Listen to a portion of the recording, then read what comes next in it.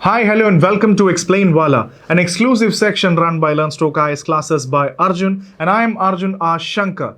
In India, the recent big headlines that has made is the Indo-Canada big-time problem.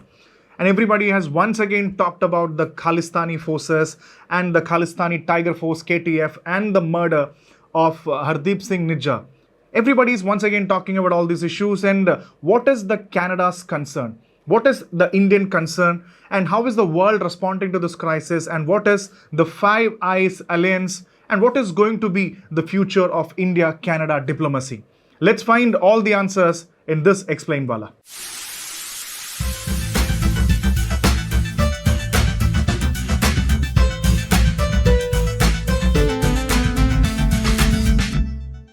So before we start, what is the immediate trigger of this issue? Just as in India, everybody was celebrating the new parliament and the special session was happening at the same time, the Canadian Prime Minister stood up in the parliament and alleged that a Canadian national, Hardeep Singh Nijjar, was killed by Indian agents and India was responsible for its killing. And outrightly that shocked the Indian side, and India has always made a statement that Hardeep Singh Nijjar was declared a terrorist by India because he was the head of the Khalistani Tiger Force or the KTF. And as an immediate measure, the Canadian government expelled an Indian diplomat. So this is an important row that was actually seen as an important trigger. And according to the Canadian theory, Nijjar was actually coming out of the Gurudwara when 2 or 3 people shot him dead. So this sparked the whole controversy. It's very important to understand the Indo-Canadian issue, especially when there is a word called Khalistani mentioned. It's very important to know what is the Khalistani movement, and I'll just take a moment to explain it in very brief and not in detail, but still, the Khalistani, as you know, is actually a term that was coined much before. Just like imagine that India and Pakistan was divided. The undivided India was divided into India and Pakistan, and where the Muslim majority went into the Pakistan. So similarly, there was a thought that we should have a separate state for Sikhs. The Sikh people, especially the regions of Punjab, the Indian state of Punjab and all the other nearby areas which were actually speaking Punjabi, the Punjabi speaking areas and the Punjab should actually be a new country, a new state or a new country. That was the concept of Khalistan as a separate entity. So initially it was a thought, and later on this thought process gained more traction in the early 1970s and 80s under the Sikh rebel leader Jarnail Singh Bhindranwala, and rest is history. You've all heard about Indira Gandhi's very popular Operation Blue Star in 1984, when hundreds of terrorists, Sikh terrorists, were actually flushed out from Amritsar's Golden Temple, which was a very holy site. So since then, you see that when you say Canada, you see majority of Indian diaspora in Canada is basically the Sikh population. You can basically see another Punjab in Canada. If you see the pictures, a lot of Canadian people always go to Canada. So India has always alleged that Canada is actually becoming a safe haven for the Khalistani terrorists, because India has labeled a lot of extremist Khalistani people, and that is the reason why they shifted the base from India, and majority of them got shifted in Canada. And that is the reason why India is always alleging that Canada is giving them a safe haven in Canada. So this is all about the Khalistani important thing that you should know about this issue.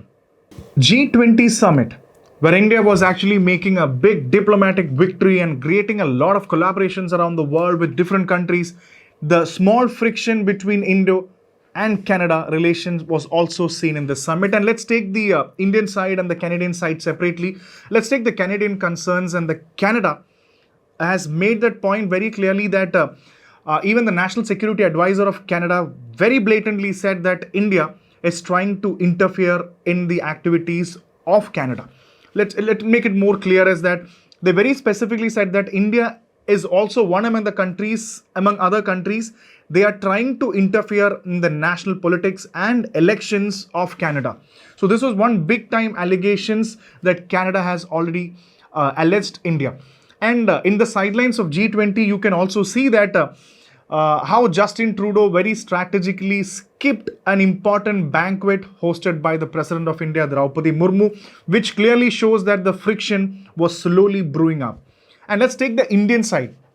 The Indian side has always said, as we have already discussed, Indian side has already said that Canada is actually entertaining these extremist people, and these extremist people are in turn inciting violence among the Indian people living in Canada, compromising the security of Indians in the Canada. And these extremist people and these extremist group which is actually operating in Canada are relating to various criminal syndicates, drug cartels, drug trafficking, human trafficking, etc.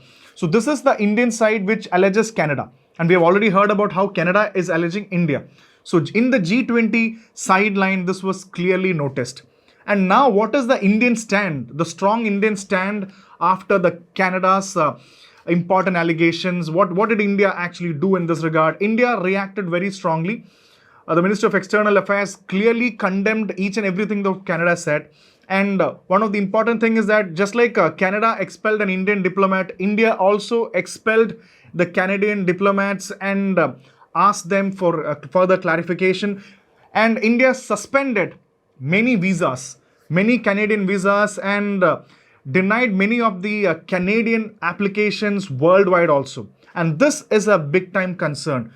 When you take India and Canada, Canada is the one spot destination for many of Indian students who are going to Canada. But in this point of time, Canada has suspended visa applications for the time being, which is actually one of the lowest point of Indo-Canadian international relations. Let's also discuss what is the concept of the Five Eyes Intelligence Alliance. The word itself means it's an intelligence alliance. It is a multilateral intelligence sharing platform created by 5 important countries which are actually English speaking countries, and that is the reason why it's called Five Eyes, the five eyes. And it's United States of America, it's Canada, United Kingdom, Australia, and New Zealand. So it's a combined intelligence sharing platform, and this platform has helped Canada to make allegations against India.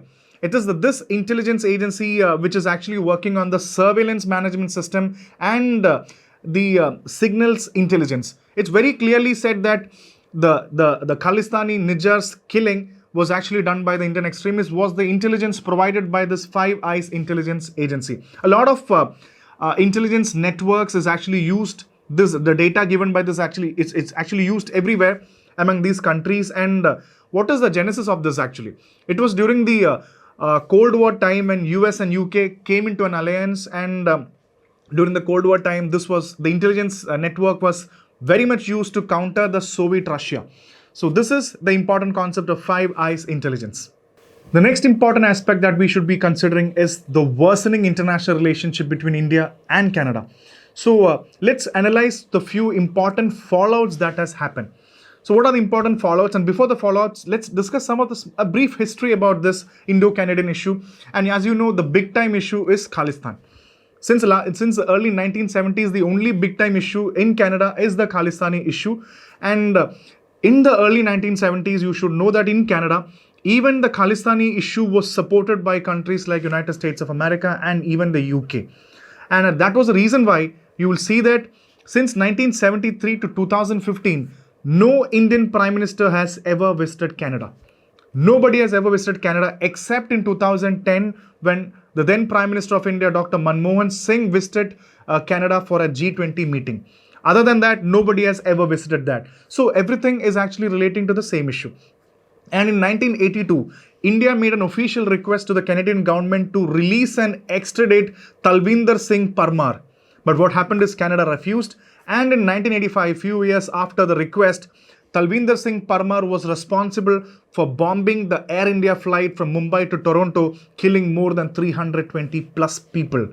So this is a small history that is already existing between the Indo-Canadian issue and the recent assassination of the Khalistani Nijar was happened as the recent fallout is that a lot of trade activities, the most coveted free trade agreement is actually put on hold, and a trade delegation that was supposed to visit New Delhi from Canada is also on hold. And most importantly, more than $55 billion investment coming from the Canadian Pension Fund has also been on hold and most likely will be on hold. And you should see that Canada has accepted more than 2.3 lakhs of Indian students. So what is the future of all these students? And close to 1.3 to 1.4 million Indians are actually in Canada. So what is going to be the future of all this? And again, when India suspended all the visa services to Canada, obviously there can be a reciprocal effect. Well, Canada will also suspend all the visa services to Indian students. So no point, this has come to a lowest point. So in the coming days, so this is the most important issue that everybody is talking about, Indo-Canada. And let's hope that in the coming days, we will definitely be able to solve this issue and revamp and reinstate the old international relationship for the betterment of India and Canada.